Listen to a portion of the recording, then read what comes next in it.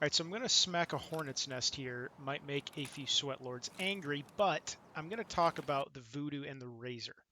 If you've ever used a scope in real life, you'll notice that if your eye does not quite line up with the eyepiece of the scope, to the left or the right or above or below, that the image will start to disappear. You'll start to see like kind of a black ring showing up. Tarkov has implemented this or attempted to recreate this with all scopes by having kind of a black ring that phases in and out of your field of view when ADSing through a scope. Anybody that's familiar with the TAC-30 or the LCAN knows that both of those have pretty bad black rings when you're ADSing or firing. Now, the Voodoo and the Razor do not.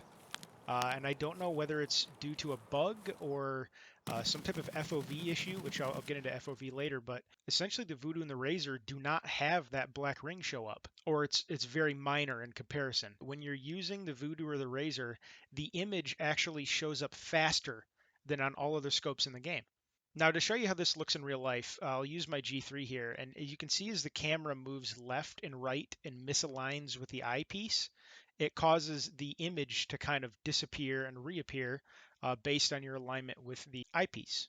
I think this should be addressed because there is essentially no downside to using the Voodoo and the Razor right now. Zoomed all the way out in 1x, the scope essentially operates as a hollow or a red dot.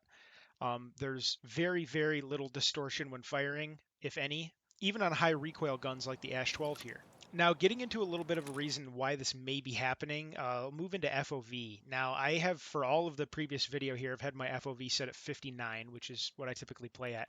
I'll move my FOV up to 75 and show you what happens then. You can see the increased visual distortion when firing. I'll then move my FOV down to 50, all the way to the lowest, and you can see the difference. You can see the issue here.